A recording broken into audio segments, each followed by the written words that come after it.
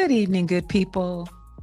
Welcome back to Fridays by the Fire. I am your host and your absolute favorite, Sandy Best Life Jones. Happy Friday. It's so good to be back with you again for another episode. I had a really great week. Nothing spectacular happened, but every day this week really seemed to flow for me. I was in my zone at work, in my personal life. My family is great. Children are great. Grandbabies are great.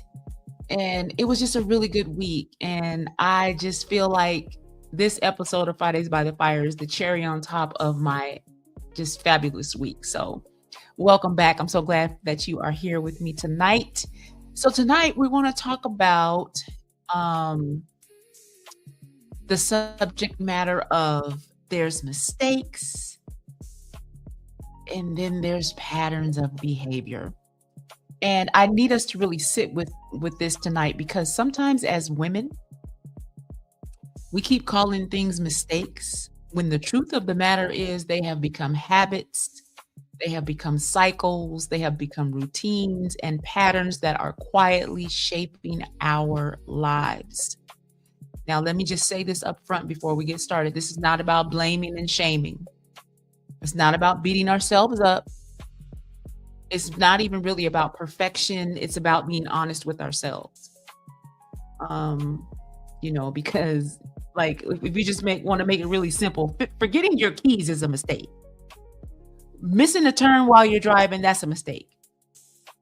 But constantly doing things like procrastinating, overspending, avoiding responsibility, abandoning your goals, lacking discipline, making excuses, completely ignoring your health, self-sabotaging opportunities over and over and over for years. When we do that kind of stuff, at some point we have to lovingly ask ourselves, is this a mistake? Or is this a pattern of behavior that I've become comfortable repeating? Now, you might say, well, why does it matter which one it is? Why does it matter? This is why it matters. Patterns create outcomes. Patterns shape lives. Patterns determine direction.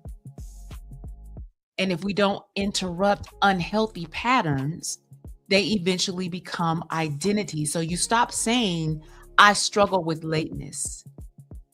And just flat out say, I'm always late. I'm just always late. Stop saying I've been inconsistent lately and just tell the truth. This is just how and who I am. That's how you disrupt the pattern. You tell the truth about the pattern. Some things are not your personality traits. Some things are unresolved, unaddressed patterns. And this is the scary part, or it can be the scary part. Sometimes we become so familiar with our own dysfunction that we stop questioning it. We just like normalize what we should have been challenging about our behavior and our choices and our decisions. We just normalize it. It doesn't even alarm us anymore.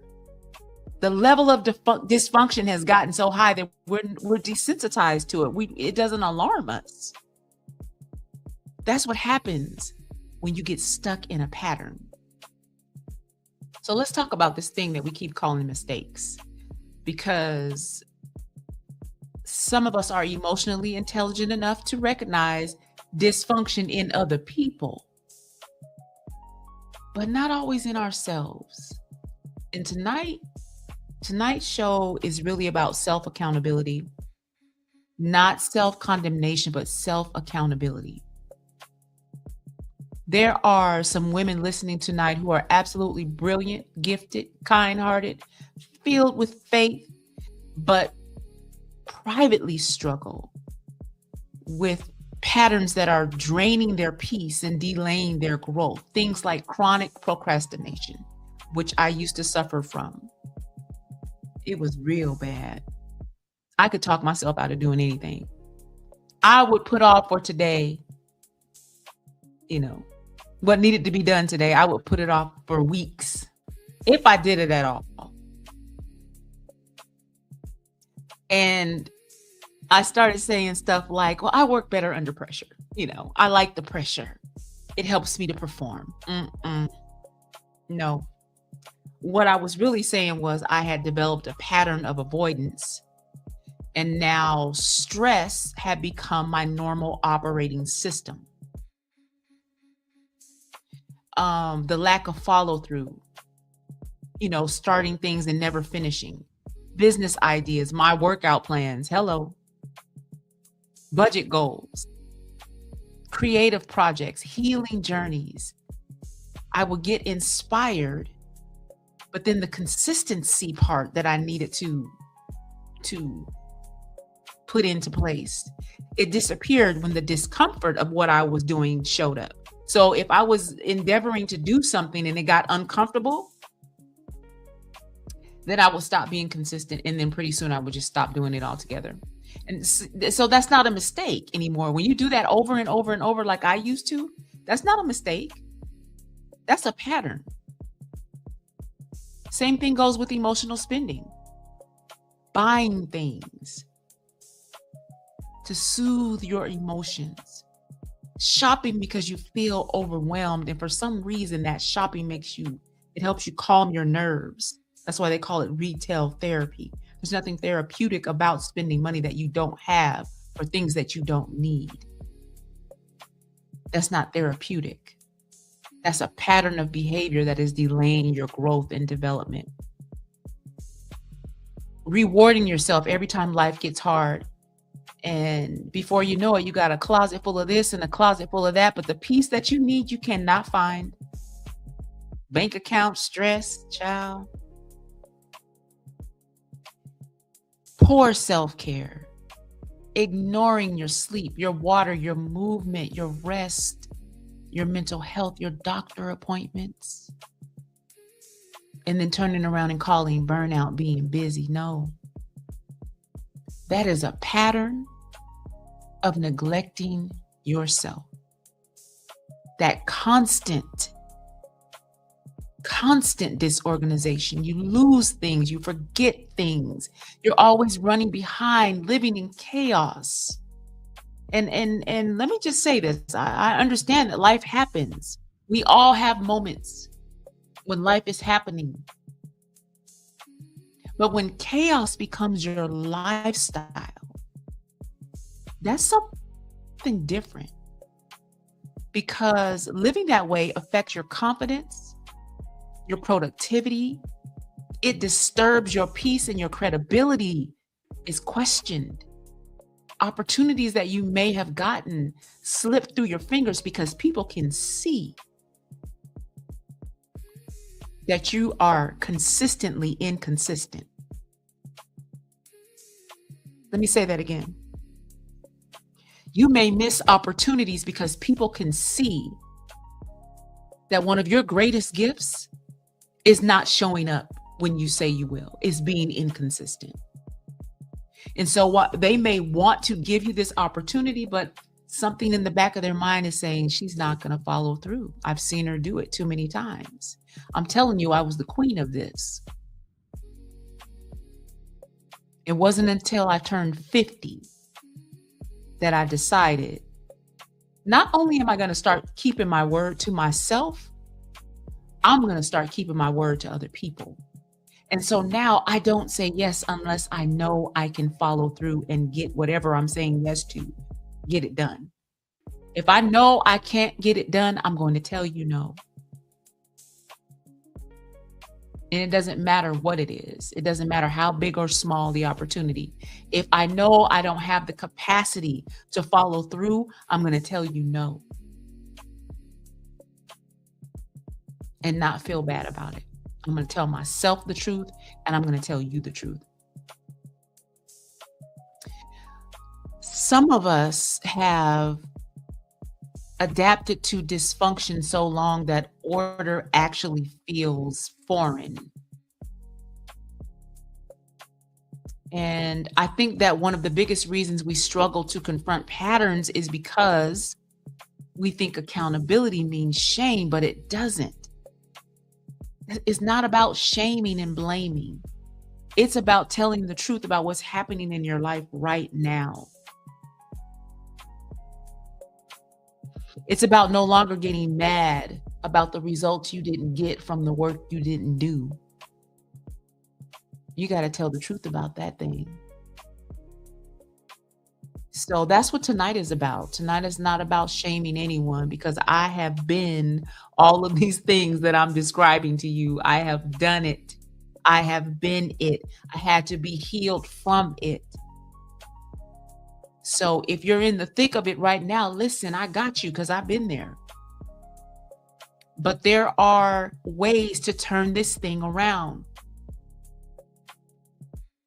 But it can't be turned around until you tell the truth about it.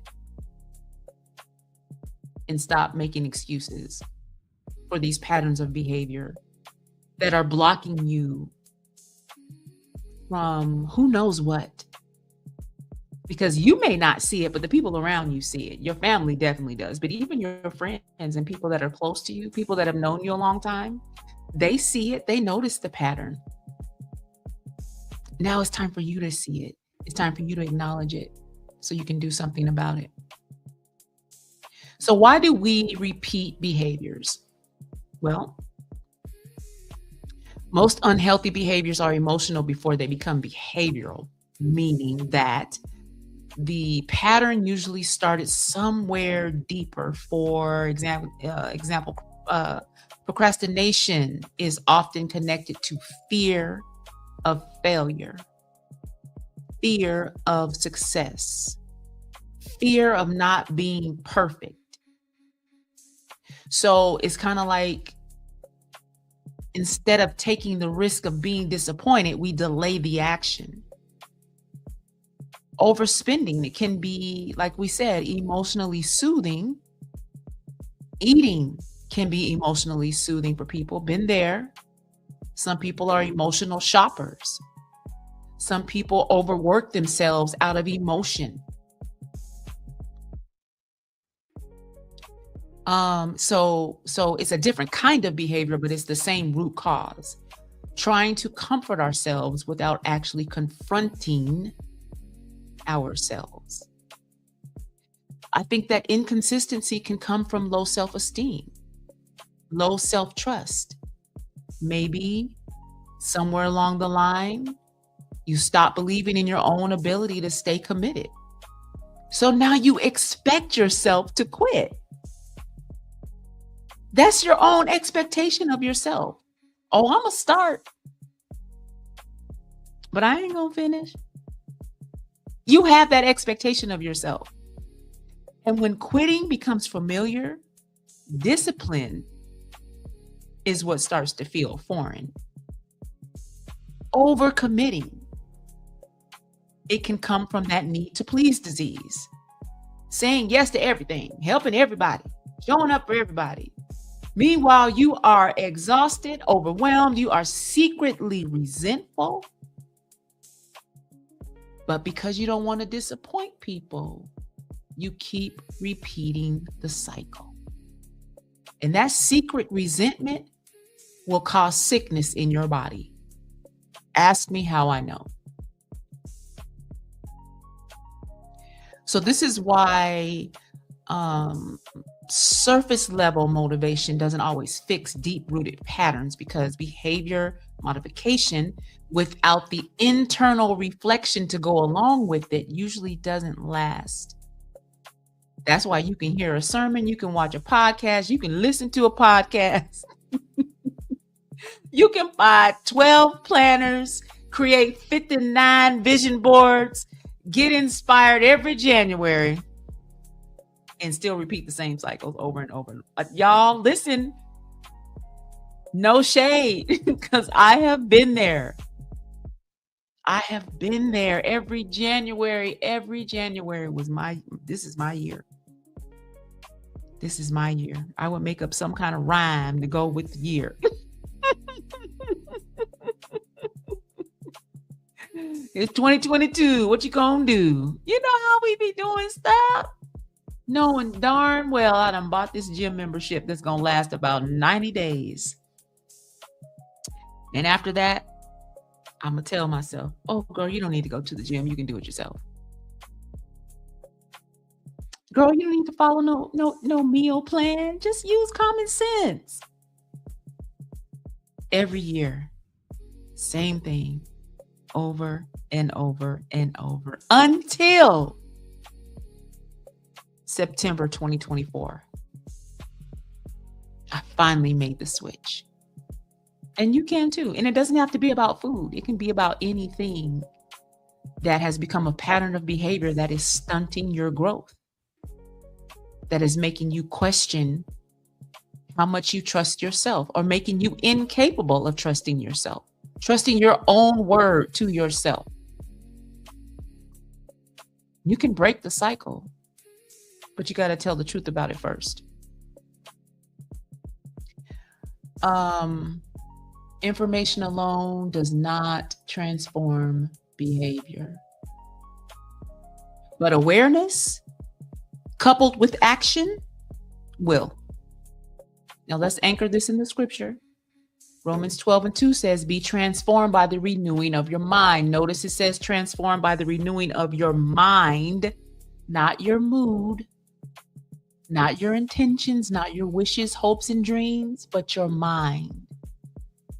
Because transformation starts internally before the results show up externally.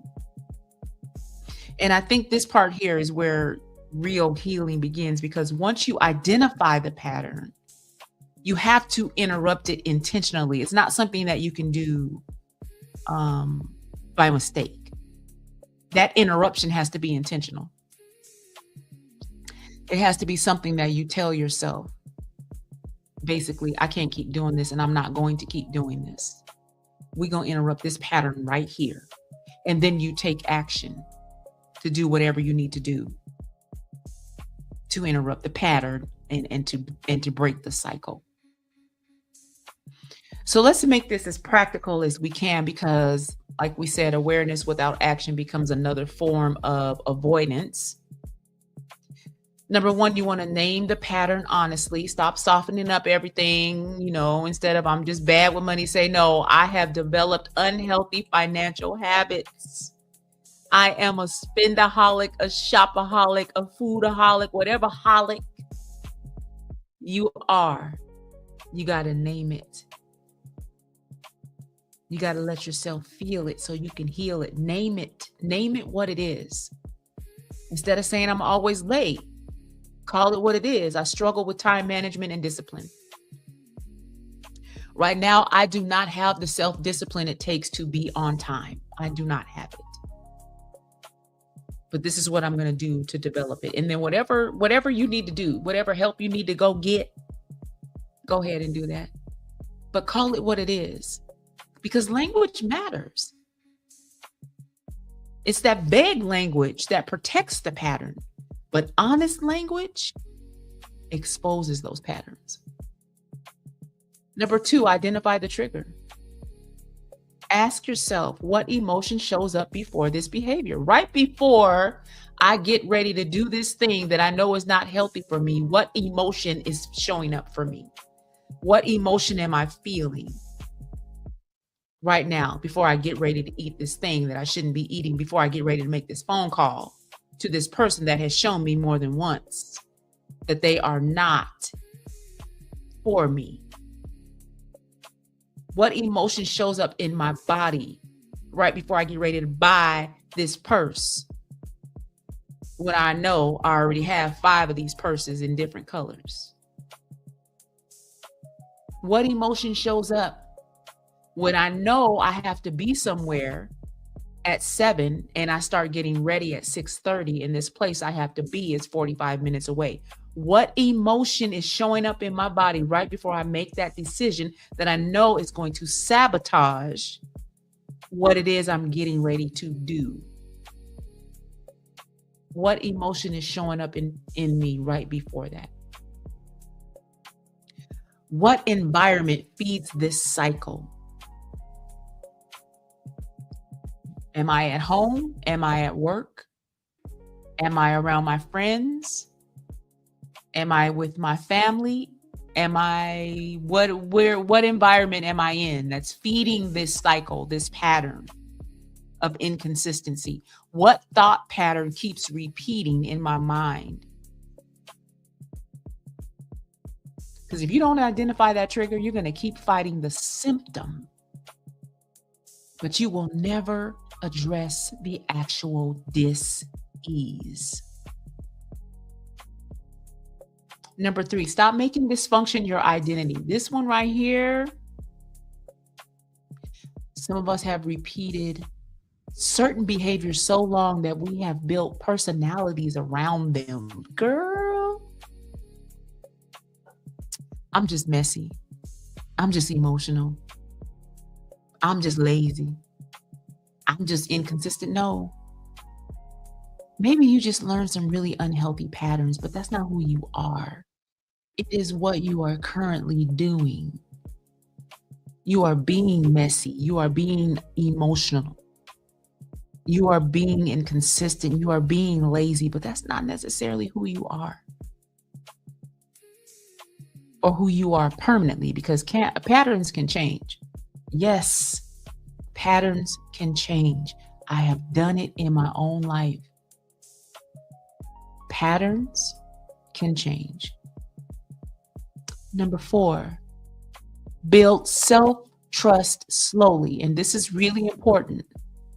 Stop trying to transform your entire life overnight. You didn't jack it up overnight, so you ain't gonna fix it overnight. This is years and years and years of these patterns that you've developed. It's not gonna go away overnight. Give yourself some time, give yourself some grace, but take action, even if it's one thing every day that you do for yourself to help you be more timely.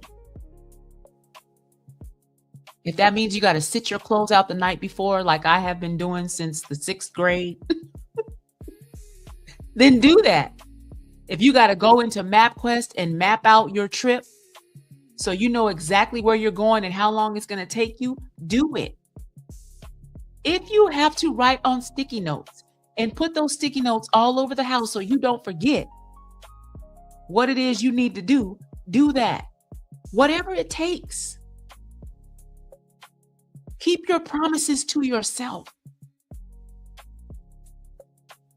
When you try to transform everything overnight, that's usually when you're setting yourself up to be even more inconsistent.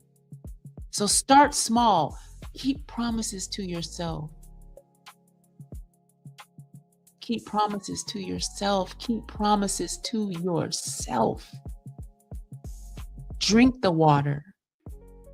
Take the walk. Finish the task. Clean the room. Stick to your budget. Go to bed at a certain time every night. It's those tiny acts of discipline that can help you rebuild your self-respect. And lastly, replace shame with responsibility, because shame says I'm terrible. Responsibility says I need to change this. This must change. There's a difference in that language. And some women stay stuck because shame drains the energy out of them. And you could have used that energy to help you continue to grow. But I'm here to tell you right now, God is not asking you to hate yourself, but He is asking you to grow. And when I say grow, I mean grow up. One of the hardest parts of, and this is what I found to be true, one of the hardest parts of maturity is realizing that some things in our lives won't change until we do. Not because God isn't good, and not because opportunities don't exist. It's not because people are against you, but because patterns produce outcomes. In Galatians 6:7, it says, a man reaps what he sows. Repeated behavior creates repeated harvests. I'm going to say that again. Repeated behavior creates repeated harvests. You keep sowing that not so great time management, you're going to constantly be late. It's going to sabotage what you're trying to do in your life, because people can't trust you to be where you say you're going to be at the time you say you're going to be there. You don't trust yourself, and the people around you don't trust you either. I want to encourage you tonight. Stop lying to yourself about the pattern. Don't shame yourself. Don't condemn yourself. You ain't got to do that, but you do have to tell yourself the truth, because truth is where freedom starts. And, tonight is not about fixing everything overnight. Tonight is simply about finally saying, this pattern, this cycle ends with me. Because if you continue to accept this kind of behavior from yourself, then I guarantee somewhere in your life you are accepting some unacceptable behavior from somebody else, because you want to believe that they mean well, even though they have shown you in 50,11 ways that they do not. And it may not be malicious. It just might be that's not who they are. They don't have the capability of being more and doing more than what they're already being and doing. And it's time for you to accept that. Wish them well and send them on their way. Stop feeding that dragon. Let that thing die. All right, y'all. If you don't remember anything else I said tonight, I need you to remember that patterns do not change until we do. Thank you so much for joining me tonight for another episode of Fridays by the Fire. I appreciate y'all. I really do. And in the meantime, y'all be good. Good night. God bless.